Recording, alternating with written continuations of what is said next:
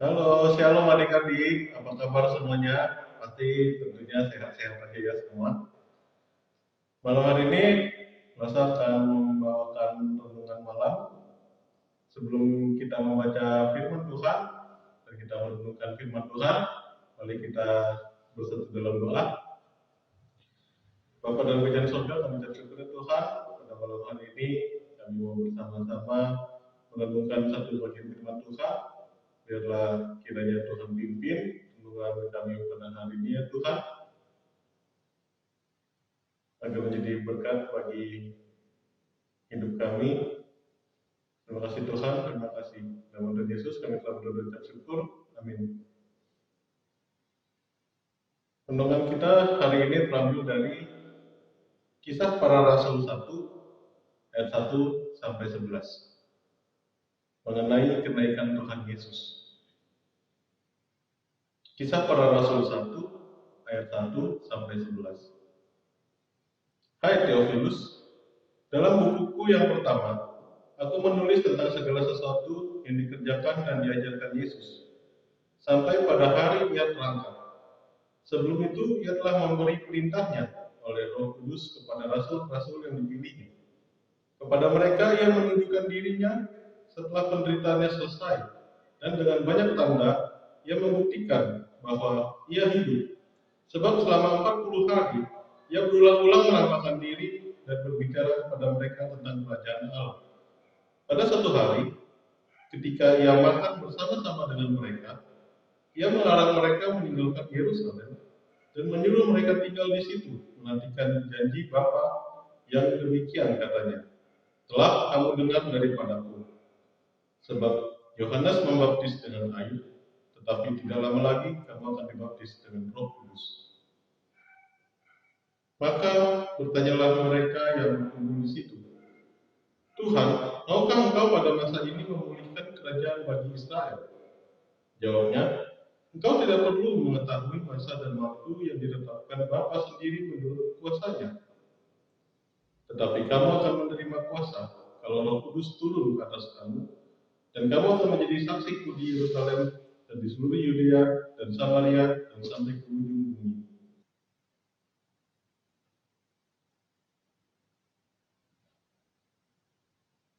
Jawabnya, engkau tidak perlu mengetahui masa dan waktu yang ditetapkan Bapa sendiri menurut kuasanya. Tetapi kamu akan menerima kuasa kalau Roh Kudus turun ke atas kamu, dan kamu akan menjadi saksiku di Yerusalem dan di seluruh Yudea dan Samaria dan sampai ke ujung bumi. Sesudah ia mengatakan demikian, terangkatlah ia disaksikan oleh mereka, dan awan menutupnya dari pandangan mereka.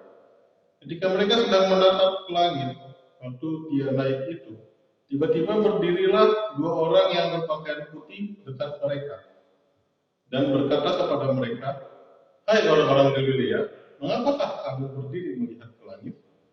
Yesus ini yang terangkat ke surga meninggalkan kamu akan datang kembali dengan cara yang sama seperti kamu melihat dia naik ke surga. Renungan kita pada hari ini, Rosa merangkumnya dalam 3 poin. Pertama, apa makna kenaikan Tuhan Yesus? Jawabannya ada di Kisah Para Rasul 1 ayat 3 yang tadi kita baca sama-sama. Kepada mereka, ia menunjukkan dirinya setelah penderitaannya selesai, dan dengan banyak tanda, ia membuktikan bahwa ia hidup.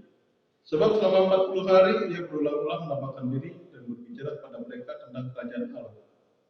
Jadi makna kenaikan Tuhan Yesus ini tidak bisa kita pisah-pisahkan dari waktu dia lahir ke dunia ini, yaitu Natal, kemudian masa-masa Tuhan Yesus pelayanan, kemudian dia menderita, disalibkan, kemudian dia bangkit, dia hidup.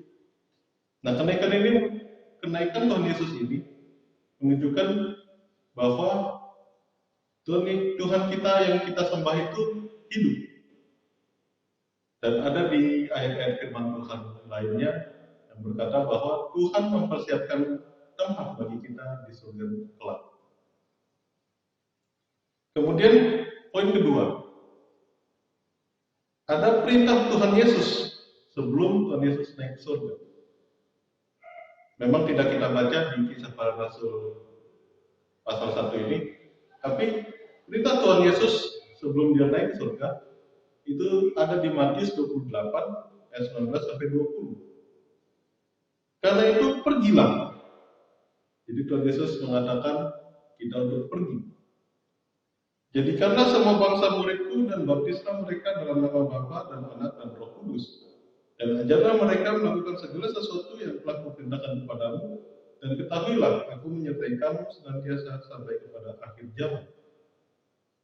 Jadi perintah Tuhan Yesus, kita harus pergi.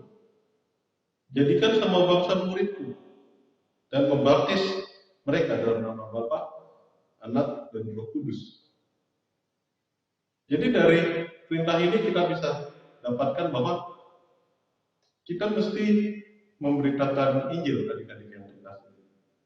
Kita harus mengabarkan firman Tuhan kepada sesama kita manusia. Kemudian poin yang ketiga, tujuan dari memberitakan Injil terdapat dalam Lukas 24 ayat 47.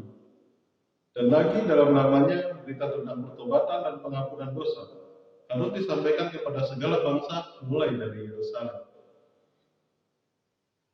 Jadi pemberitaan Injil itu awal mulanya kita itu mesti bertobat, adik-adik yang terkasih. Kita bertobat, kita mengakui dosa-dosa kita, dan Tuhan Yesus memberikan pengampunan dosa. Nah di sini dikatakan mulai dari Yerusalem.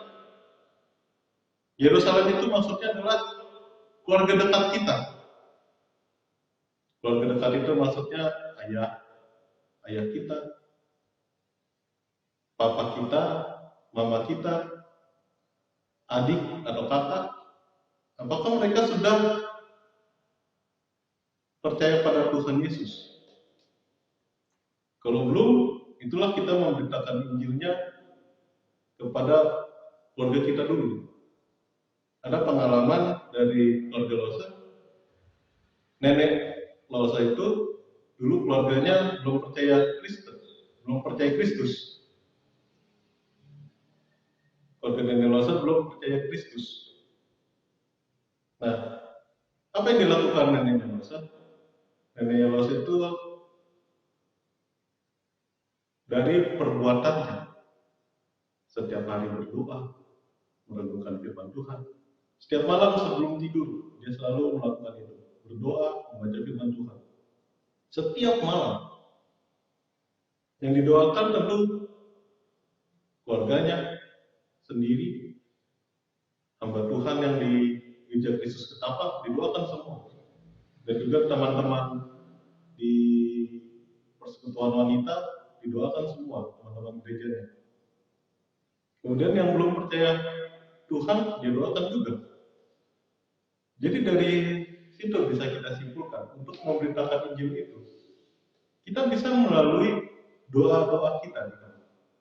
Melalui doa, kita mendoakan teman-teman kita yang belum percaya, kita mendoakan keluarga dekat kita, terus juga memberikan satu teladan. Oh, sikap kamu berubah ya setelah kamu mengikuti Kristus. Dan kemudian jangan berhenti sampai di keluarga inti atau di Yerusalem.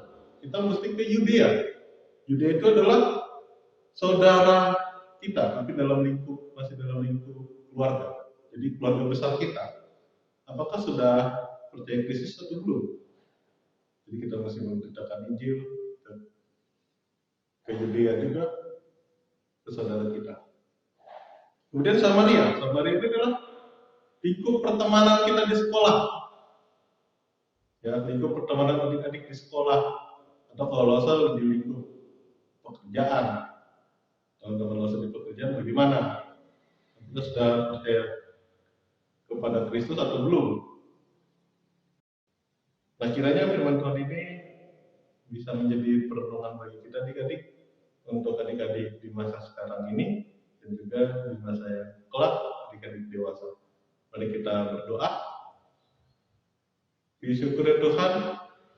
manusia telah selesai berkata-kata, lalu biarlah Roh Kudus dari Tuhan yang terus mengingatkan firman Tuhan pada malam hari ini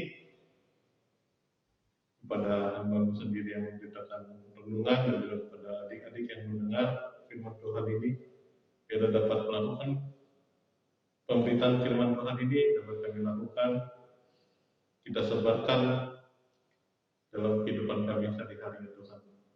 Biar Tuhan pimpin hidup kami selanjutnya. Dalam nama Yesus kami telah berdoa dan bersyukur. Amin.